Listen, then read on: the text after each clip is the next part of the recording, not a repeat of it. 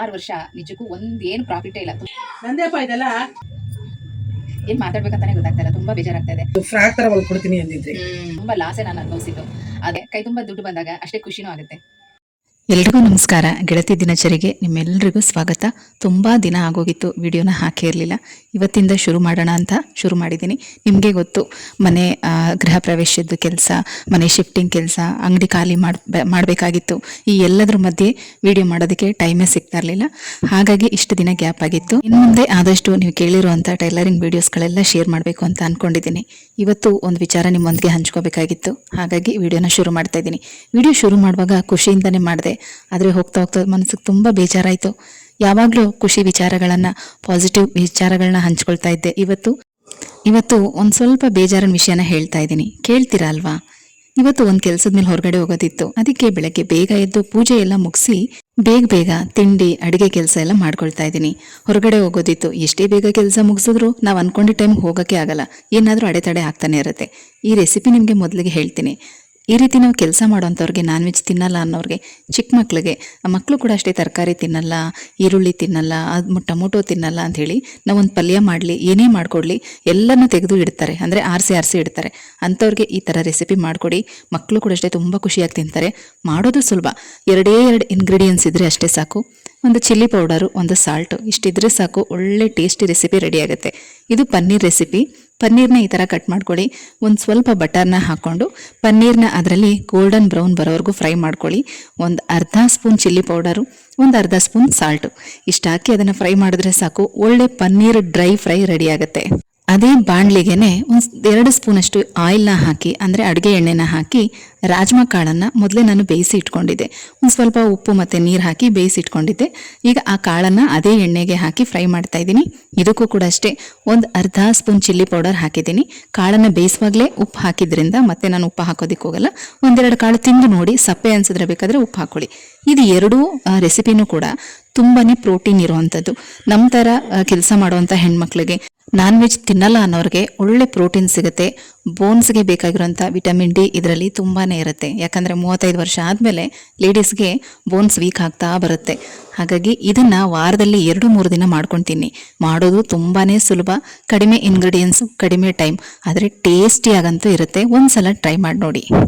ಅಡುಗೆ ಕೆಲಸನೂ ಆಯಿತು, ಮನೆ ಕೆಲಸನೂ ಎಲ್ಲ ಆಯಿತು. ಇನ್ನೇನು ಹೊರಡಬೇಕು ಅನ್ನೋಷ್ಟರಲ್ಲಿ ಇವತ್ತು CCTV ಅವ್ರು ಬಂದರು.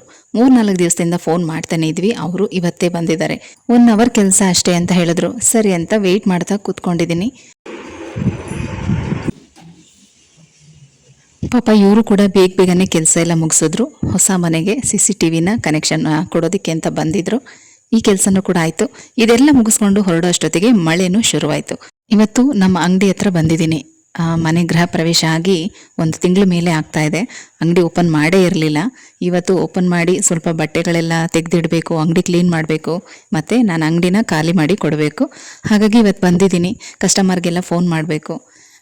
ಯಾಕಂದರೆ ಅವ್ರದ್ದು ಬಟ್ಟೆಗಳೆಲ್ಲ ಇರುತ್ತೆ, ತೊಗೊಂಡು ಹೋಗೋದಕ್ಕೆ ಅವ್ರಿಗೆಲ್ಲ ಫೋನ್ ಮಾಡಬೇಕು.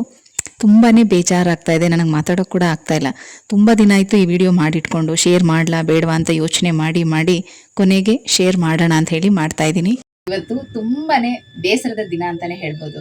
ನನಗೆ ಮನೆ ಖಾಲಿ ಮಾಡುವಾಗ್ಲೂ ಅಷ್ಟು ಬೇಜಾರು ಅನ್ನಿಸ್ಲಿಲ್ಲ. ಯಾಕಂದರೆ ಸ್ವಂತ ಮನೆಗೆ ಹೋಗ್ತಾ ಇದ್ದೀನಿ ಅನ್ನೋ ಖುಷಿ ಇತ್ತು.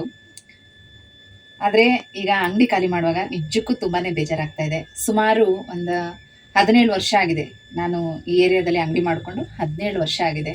ಇದೇ ರೋಡಲ್ಲೇ ನನ್ನ ಇಷ್ಟು ವರ್ಷ ಕಳೆದಿದ್ದೀನಿ ಅಂತಲೇ ಹೇಳ್ಬೋದು. ಮನೆಗಿಂತ ಹೆಚ್ಚಿನ ಸಮಯ ಈ ಅಂಗಡಿಲೇ ಕಳೆದಿರೋದು. ತುಂಬಾ ಹಳೆ ನೆನಪುಗಳು. ತುಂಬ ಬೇಜಾರಾಗ್ತಾಯಿದೆ. ಇವಾಗ ನಾನು ಏನು ಹೇಳ್ಬೇಕಂತಾನೆ ಗೊತ್ತಾಗ್ತಾ ಇಲ್ಲ.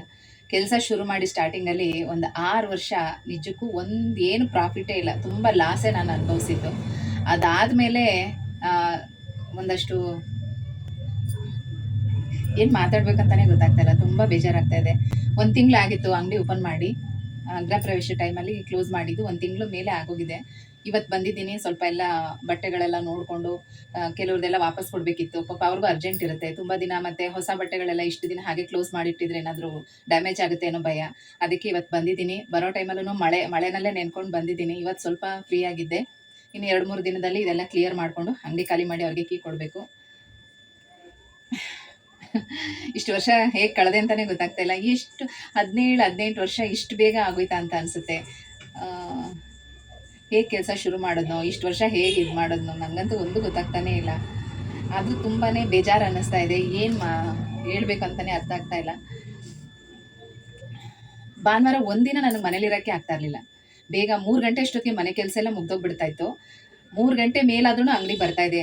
ಭಾನುವಾರ ಅಂಗಡಿ ಓಪನ್ ಮಾಡ್ತಾ ಇದ್ದೆ. ಈಗ ಒಂದು 2-3 ವರ್ಷದಿಂದ ನಾನು ಸಂಡೇ ಬರ್ತಾ ಇರಲಿಲ್ಲ ಅಷ್ಟೇ. ಅದಕ್ಕಿಂತ ಮೊದಲು ಬರ್ತಾ ಇದ್ದೆ. ಅಂದರೆ ನಾವು ಫಸ್ಟು ಸಿಂಗಲ್ ಬೆಡ್ರೂಮ್ ಮನೇಲಿದ್ವಿ. ಆಮೇಲೆ ಆ ಮನೆ ಚೇಂಜ್ ಮಾಡಿ ಡಬಲ್ ಬೆಡ್ರೂಮ್ಗೆ ಹೋಗಿದ್ದು. ಅಲ್ಲಿ ಹೋದ್ಮೇಲೆ ಒಂದು ಸ್ವಲ್ಪ ನಮ್ಮ ಅತ್ತೆಯವ್ರಿಗೂ ಹೆಲ್ತ್ ಪ್ರಾಬ್ಲಮ್ ಎಲ್ಲ ಆಗಿ ಹಾರ್ಟ್ ಆಪ್ರೇಷನ್ ಎಲ್ಲ ಆಗಿತ್ತು. ಅವ್ರನ್ನ ನೋಡ್ಕೊಳ್ಳೋ ಸಲುವಾಗಿ ಮತ್ತು ಮನೆ ಕೆಲಸ ಇದರ ಮಧ್ಯದಲ್ಲಿ ನನಗೆ ಬೇಗ ಅಂಗಡಿಗೆ ಬರೋಕ್ಕಾಗ್ತಿರ್ಲಿಲ್ಲ. ಮತ್ತು ಸಂಡೇಸೇ ಮನೆ ಕ್ಲೀನಿಂಗು, ಮನೆ ಸ್ವಲ್ಪ ದೊಡ್ಡದಾಗಿತ್ತು, ಮನೆ ಕ್ಲೀನಿಂಗು ಇದೆಲ್ಲ ಭಾನುವಾರನೇ ಇಟ್ಕೊಳ್ತಾ ಇದ್ದೆ. ಹಾಗಾಗಿ ಈ ಒಂದು 3 ವರ್ಷದಿಂದ ನಾನು ಸಂಡೇ ಬರೋದನ್ನ ಸ್ಟಾಪ್ ಮಾಡಿದೆ. ಅದಕ್ಕಿಂತ ಮೊದಲು ಸಂಡೇ ಕೂಡ ಬಂದು ಬಾಗಿಲು ತೆಗಿತಾ ಇದ್ದೆ.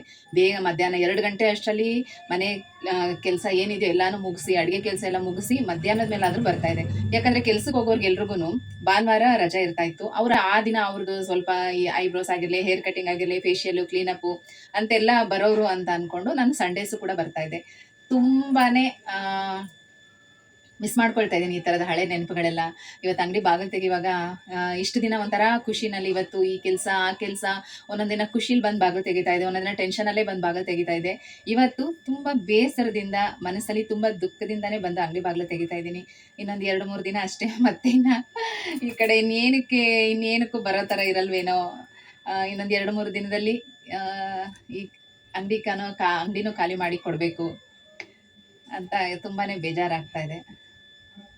ಸಾಕಷ್ಟು ನೆನಪುಗಳು, ಅದೆಲ್ಲ ನೆನೆಸ್ಕೊಳ್ತಾ ಇದ್ರೆ ಹೆಂಗೆ ಅದನ್ನೆಲ್ಲ ನಾವು ನಿಭಾಯಿಸಿದ್ವಿ ಅಂತ ಅನಿಸುತ್ತೆ.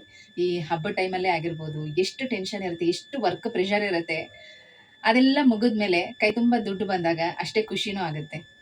ಇನ್ನು ಇದೆಲ್ಲ ಸ್ವಲ್ಪ ಪ್ಯಾಕ್ ಮಾಡಬೇಕು. ಬಟ್ಟೆಗಳೆಲ್ಲ ಪ್ಯಾಕ್ ಮಾಡಿ ವೇಸ್ಟ್ ಬಟ್ಟೆನೆಲ್ಲ ಹೊರಗಡೆ ಬಿಸಾಕಿ, ಮತ್ತು ಇವತ್ತು ಸಾಯಂಕಾಲ ಕಸ್ಟಮರ್ಗೆಲ್ಲ ಫೋನ್ ಮಾಡ್ತೀನಿ. ನಾಳೆ ಅವ್ರು ಸ್ವಲ್ಪ ಬಂದರೆ ಅವ್ರದ್ದೆಲ್ಲ ಹಾಗೆ ಎತ್ಕೊಡ್ಬೋದು. ಇವತ್ತೇ ಕರೆದ್ರೆ ಈ ವೇಸ್ಟ್ ಬಟ್ಟೆ ಜೊತೆಗೆ ಪೀಸ್ಗಳೇನಾದರೂ ಮಿಸ್ ಆಗ್ಬೋದು ಅಂತ ಭಯ. ಅದಕ್ಕೆ ಇವತ್ತು ಯಾರಿಗೂ ಫೋನ್ ಮಾಡಿಲ್ಲ. ಇನ್ನು ಸ್ವಲ್ಪ ಬೇಗ ಬಂದಿದ್ರೆ ಇವತ್ತೇ ಫೋನ್ ಮಾಡಿ ಹೇಳ್ಬಿಡ್ತಾ ಇದ್ದೆ. ಬಟ್ ನನಗೆ ಆ ಕಡೆಯಿಂದ ಬರುವಾಗ ಮಳೆ ತುಂಬ ಇತ್ತು, ಹಾಗಾಗಿ ಬರೋದು ಲೇಟ್ ಆಯಿತು. ಇನ್ನೊಂದು 2 ದಿನ ಬಂದು ಈ ಬಟ್ಟೆ ಎಲ್ಲ ಕ್ಲಿಯರ್ ಮಾಡಿ ಕೊಡಬೇಕು. ಎಷ್ಟೊಂದು ಒಳ್ಳೆ ನೆನಪುಗಳು, ಎಷ್ಟೊಂದು ಒಳ್ಳೆ ರೀತಿಯ ಅನುಭವಗಳು, ಜನಗಳು ಯಾವ ರೀತಿ ಇರ್ತಾರೆ, ಒಬ್ಬೊಬ್ಬರಿಂದನೂ ಒಂದೊಂದು ಪಾಠ ಕಲ್ತಿದ್ದೀನಿ. ಒಂದು ರೀತಿ ಹೇಳಬೇಕು ಅಂದರೆ ಇದು ನನಗೆ, ನನ್ನ ಫ್ರೆಂಡ್ಸ್ಗೆ ತವ್ರ ಮನೆ ಥರ ಇತ್ತು. ಯಾರಿಗೇನೇ ಬೇಜಾರಾಗಲಿ, ದಿನದಲ್ಲಿ ಒಂದು ಟೈಮ್ ಅಂತ ಫಿಕ್ಸ್ ಮಾಡ್ಕೊಂಡಿದ್ವಿ. ಆ ಒಂದು ಟೈಮಲ್ಲಿ ಎಲ್ಲರೂ ಬಂದಿಲ್ಲಿ ಸೇರ್ತಾ ಇದ್ವಿ, ಮಾತಾಡ್ತಾ ಇದ್ವಿ, ಒಳ್ಳೊಳ್ಳೆ ವಿಚಾರನ ಚರ್ಚೆ ಮಾಡ್ತಾ ಇದ್ವಿ. ಈಗ ಅದೆಲ್ಲ ಮಿಸ್ ಆಗುತ್ತೆ, ತುಂಬ ಬೇಜಾರಾಗ್ತಾ ಇದೆ. ಆದರೂ ಎಲ್ಲರೂ ಹೇಳಿದ್ರು ಅಂಗಡಿ ಮಾತ್ರ ಖಾಲಿ ಮಾಡಬೇಡ ಅಂತ. ಆದರೆ ನನಗೇನೆ ಮನೆಯಿಂದ ಇಲ್ಲಿಗೆ ಅಪ್ ಆ್ಯಂಡ್ ಡೌನ್ ಮಾಡೋದು ತುಂಬ ಕಷ್ಟ ಆಗುತ್ತೆ. ಹಾಗಾಗಿ ಖಾಲಿ ಮಾಡ್ತಾ ಇದ್ದೀನಿ. ನೀವು ಒಂದು ಫ್ರಾಕ್ ತರ ಹೊಲ್ಕೊಡ್ತೀನಿ ಅಂದಿದ್ರಿ. ಸರಿ, ಇದು first ಅದು ಮುಗಿಸ್ಕೊಂಡು ಆಮೇಲೆ ಹೇಳಿ. ಅದು ಬ್ಲೂ ಕಲರ್ ಸ್ಯಾರಿಯಲ್ಲಿ ಬ್ಲೂ ಕಲರ್ ಅದು ಇಲ್ಲೇ ಅದು ಬ್ಲೌಸ್ ಸ್ಟಿಚಿಂಗ್ ಮಾಡಿರ್ಲಿಲ್ವ ಅದನ್ನ? ಇದು ಕುಚ್ಚೆಲ್ಲ ಆಗೈತೆ, ಫಾಲ್ ಹಾಕಿಲ್ಲ ಅನ್ಕೋತೀನಿ. ಫಾಲ್ ಹಾಕಿಲ್ಲ ಅಷ್ಟೇ, ಕುಚ್ಚೆಲ್ಲ ಆಗಿತ್ತು. ಇದು ಆಮೇಲೆ ಲಾಸ್ಟಲ್ಲಿ ಕೊಟ್ಲು ನಮ್ಮ ತಂಗಿ. ಇಲ್ಲಾಂದ್ರೆ ಅಟ್ಲೀಸ್ಟ್ ಫಾಲ್ ಆದ್ರೂ ಹಾಕ್ಬಿಟ್ಟು ಕೊಟ್ಬಿಡ್ತಾ ಇದ್ದೆ ಸೀರೆನ. ಫಾಲ್ ಹಾಕ್ಬಿಟ್ಟು ತಗೋಬರ್ಬೇಕು. ತಂದು ಕೊಡಿ. ನಿಮ್ಮ ಮುಂದೆನೆ ಸಪ್ರೇಟ್ ಆಗಿ ಬ್ಯಾಗಲ್ಲಿ ಹಾಕೋತೀನಿ. ಈ ಗೋಲ್ಡೆ ನಿಮ್ದಲ್ಲ ಅಲ್ಲ? ಹೌದು, ನಂದೇ ಗೋಲ್ಡ್. ಇದು ನಿಮ್ದೇನಾ? ಗೋಲ್ಡೆ. ಹೌದಾ? ಒಂದು ಸಿಂಪಲ್ ಬ್ಲೌಸ್ ಹೊಲ್ದ್ಬಿಡಿ ಅಂತ ಹೇಳಿದೀನಿ. ಅದಕ್ಕೆ ಗೋಲ್ಡ್ಗೆ ನಾನು ಇದಕ್ಕೆ ರೆಡ್ ಕಲರ್ಗೆ ಹೊಲ್ಸೋಣ ಅನ್ಕೊಂಡೆ. ಅದೇ ಇದು ಹಾಕ್ಬಿಟ್ಟು ಇಲ್ಲಿಗೆ ಆಯ್ತಲ್ಲ ನೋಡಿ, ಕೆಳಗಡೆ ಇದ್ ಮಾಡ್ಬಿಟ್ಟು ಮೇಲ್ಗಡೆಗೆ ಇದ್ ಹೊಲಿಸಿ ಅದೇ ಈ ತರ ನೆಕ್ ಬರುತ್ತೆ ಅಂತ ಕೇಳಿದೆ. ಅದ್ ನಿಧಾನವಾಗಿ ಎಳಿ ಶಬ್ಬ ಹೋಗಿ ಒಲೆ ಹೊತ್ಕೊಂಡ್ರಿ. ನೀವೇಲಿ ಇಲ್ವದೇ ಇರಲ್ವಲ್ಲ ಇಲ್ಲ ಈಗ ಅಡಕೆ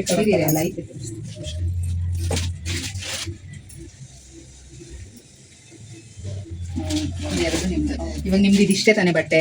ಇಷ್ಟ ಸರಿ, ಆಯ್ತು. ಅಲ್ದೆ ಬ್ಲೌಸ್ ನೋಡ್ಕೊಂಡಲ್ವಪ್ಪ ಅದ್ರದ್ದು ಎಲ್ಲ ಬಟ್ಟೆಗಳನ್ನೂ. ಇದಿಷ್ಟು ನಿಮ್ದು, ಇನ್ಯಾವ್ದು ಇಲ್ಲ. ಇದಿಷ್ಟು ರೆಡಿ ಮಾಡಿ ನಾನು ತಂದ್ಕೊಡ್ಬೇಕು. ದೇವಸ್ಥಾನ ಹತ್ರ ನೀವು ಚೆನ್ನಾಗ್ ಮಾಡಿದ್ಯಾ ನೋಡಿದ್ರೆ ಎಲ್ಲ ಗೊಂಬೆಗಳು. ಏನ್ ಗೊಂಬೆಗಳು ಅದು? ದೇವ್ರದ ಇಲ್ಲ ಗೊಂಬೆಗಳದು? ಗೊಂಬೆಗಳು, ಅದಕ್ಕೆ ಅಲಂಕಾರ ಮಾಡ್ಕೊಡ್ಸಿರೋದು. ಹೌದಾ? ನನ್ಗೆ ಏನು ಇದೆಲ್ಲ ಏನು ನನ್ಗೆ ನಿಜ ಅದ್ರ ಬಗ್ಗೆ ನಂಗೆ ಇನ್ನೂ ಗೊತ್ತಿಲ್ಲ. ನಂಗೆ ಸಂಪ್ರದಾಯಗಳು ಏನೇನು ಅಂತ. ಈಗ ಅದು ಡೆಕೋರೇಷನ್ ಅಡಿಗೆ ಮನೇಲಿ ಮಾಡ್ತಾರೆ. ಮುಂಚೆ ಎಲ್ಲ ಏನ್ ಇರ್ಲಿಲ್ಲ ಬಿಡಿ. ಇವಾಗ ಒಂಥರ ಬಂದವ್ರಿಗೂ ನೋಡಕ್ ಚೆನ್ನಾಗಿರುತ್ತೆ. ಮುಂಚೆನೆ ಫೋನ್ ಮಾಡ್ತೀನಿ ನಿಮಗೆ. ಸರಿ. ಹಾಗೆ ಕ್ಯಾಶ್ ಬಾಕ್ಸ್ನು ಕೂಡ ಕ್ಲೀನ್ ಮಾಡ್ತಾ ಇದ್ದೀನಿ. ನೋಡಿ ಕ್ಯಾಶ್ ಬಾಕ್ಸಲ್ಲಿ ಏನೆಲ್ಲ ಇಟ್ಟಿದ್ದೀನಿ ಅಂತ. ಇದ್ರದ್ದು ಕೂಡ ನಾನು ವಿಡಿಯೋನ ಆಲ್ರೆಡಿ ಶೇರ್ ಮಾಡಿದ್ದೀನಿ ನನ್ನ ಗೆಳತಿ ಯೂಟ್ಯೂಬ್ ಚಾನಲ್ನಲ್ಲಿ. ಕ್ಯಾಶ್ ಬಾಕ್ಸಲ್ಲಿ ಒಂದು ಕೆಂಪು ಬಟ್ಟೆನ ಹಾಕಬೇಕು, ಅದನ್ನು ಡಬಲ್ ಫೋಲ್ಡ್ ಆಗಿ ಮಡಚಬೇಕು. ಅದ್ರ ಮಧ್ಯದಲ್ಲಿ ಒಂದು ಕುದುರೆ ಲಾಳನ ಯು ಶೇಪಲ್ಲಿ ಅಂದರೆ ಮೇಲ್ಮುಖವಾಗಿ ಅದನ್ನ ಇಡಬೇಕು. ಮತ್ತು ಈ ಕಾಯಿನ್ಗಳೇನು ಅಂದರೆ ನಾವು ಹೊರಗಡೆ ಅಲ್ಲಿ ಇಲ್ಲಿ ಹೋದಾಗ ಮಂಗಳಮುಖಿಯರು ಕಾಯಿನ್ ಕೊಟ್ಟಿರ್ತಾರಲ್ಲ ಅದನ್ನು ಅದರೊಳಗಡೆ ಇಟ್ಟಿದ್ದೀನಿ ಅಷ್ಟೇ.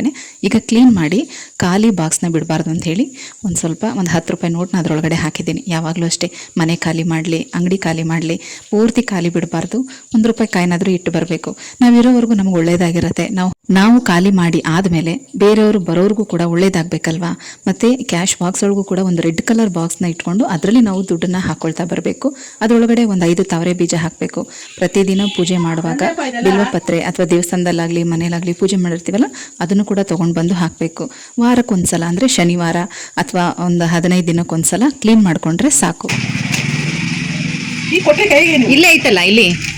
ಹಾಂ ಸರಿ. ಅದೇ ಏನು ಎಲ್ಲ ಹತ್ತತ್ರ ಒಂದು 10-15 ಆಯ್ತು ಏನೋ ಒಂದು 10-15 ಬ್ಲೌಸ್. ಅಂಗಡಿ ಹತ್ರದಲ್ಲೇ ಇದ್ದವ್ರಿಗೆ ಒಂದು 2-3 ಜನಕ್ಕೆ ಫೋನ್ ಮಾಡಿದ್ದೆ. ಒಂದಿಬ್ರು ಬಟ್ಟೆ ತೊಗೊಂಡು ಹೋದ್ರು, ಇನ್ನೊಂದಿಬ್ರು ನೀವೇ ಸ್ಟಿಚ್ ಮಾಡಿ ತಂದ್ಕೊಡಿ, ನಿಧಾನ ಆದರೂ ಪರವಾಗಿಲ್ಲ ಅಂತ ಹೇಳಿ ಕೊಟ್ಟೋದ್ರು. ಕೆಲವೊಂದಷ್ಟನ್ನ ಈ ರೀತಿ ಪ್ಯಾಕ್ ಮಾಡಿ ಇಟ್ಟಿದ್ದೀನಿ. ಇನ್ನೂ 2 ದಿನ 3 ದಿನ ಬರಬೇಕಾಗತ್ತೆ. ಯಾಕಂದರೆ ನಾನು ಫೋನ್ ಮಾಡಿರ್ತೀನಿ, ಅವರು ಫ್ರೀ ಆದಾಗ ಬಂದು ನೋಡಿ ಬಟ್ಟೆ ಎಲ್ಲ ತೊಗೊಂಡು ಹೋಗಬೇಕು. ಇಲ್ಲಾಂದರೆ ನೀವೇ ಸ್ಟಿಚ್ ಮಾಡಿ ಅಂತ ಹೇಳಿದ್ರೆ ಎಲ್ಲ ಕೂಡ ಇಲ್ಲಿ ಹೊಸ ಮನೆ ಹತ್ರ ತೊಗೊಂಡು ಬಂದು ಮನೇಲಿ ಸ್ಟಿಚ್ ಮಾಡಿ ತೊಗೊಂಡು ಹೋಗಿ ಕೊಡ್ತೀನಿ, ಸ್ವಲ್ಪ ಟೈಮ್ ತೊಗೊಂಡು. ಕೊನೆಗೂ ನನ್ನ ಅಂಗಡಿಯನ್ನು ಕ್ಲೋಸ್ ಮಾಡೋವಂಥ ದಿನ ಬಂದೇ ಬಿಡ್ತು. ತುಂಬ ಬೇಜಾರಾಗ್ತಾ ಇದೆ. ಬೇಜಾರಿಂದನೇ ಈ ವಿಡಿಯೋನ ಶೇರ್ ಮಾಡಿದ್ದೀನಿ. ಮತ್ತೆ ಸಿಗ್ತೀನಿ, ಹೋಗಿ ಬರಲಾ?